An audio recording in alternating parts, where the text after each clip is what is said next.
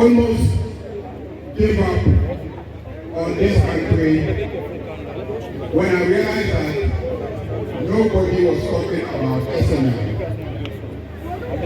But last night, when I heard that the youth are going to debate before the Minister of Finance, and one of the issues that they want to draw attention to, one of the demands that they are making is for us to properly resolve the issue of SML, then my hope was revived in this country. I want to commend you, the young people of this country, for saying no to an arrangement such as what we see in the SML agreement. And I am proud to join you this morning before the Minister of Finance to protest the SML deal.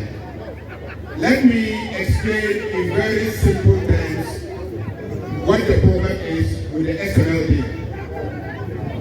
I know that the President, in his usual fashion, referred to a consultancy firm, and the consultancy firm sought to clean the SML deal.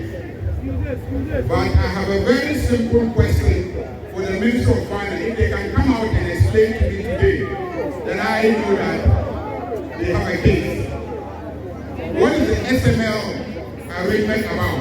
From what we have read and what we have seen, it is a simple revenue assurance arrangement. A simple revenue assurance arrangement whereby a company is supposed to assist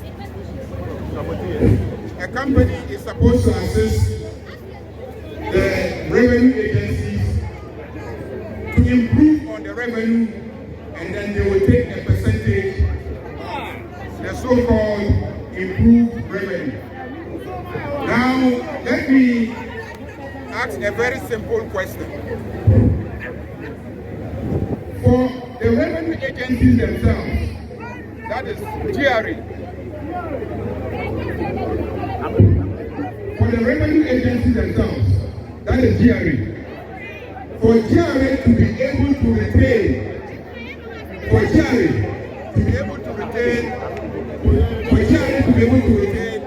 percentage of revenue collected on behalf of the state, GRA has to act under a law passed by Parliament, revenue retention legislation.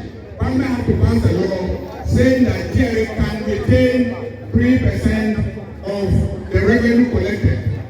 So the question I'm asking is, how is it that when GRA is to retain revenue, GRA has to get an act of Parliament permitting them to retain the revenue, and yet GRA can go and sign a contract with a private company to retain the revenue without coming to Parliament? How is that possible? How is that possible?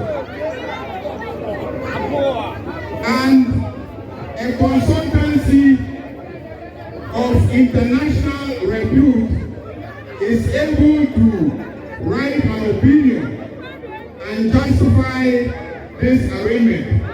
So the SML revenue assurance arrangement is illegal, it is unacceptable, and we are assuring them that if they don't cancel it now, when the NDC comes into office, we will cancel it and we will recover the money. We are very clear in our minds that this is not a revenue assurance arrangement.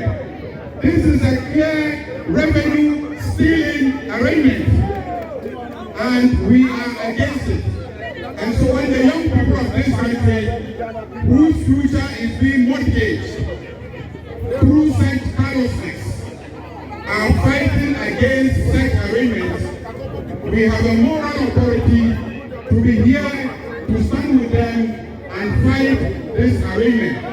So we are calling on the Minister of Finance with immediate effect to terminate the SML agreement.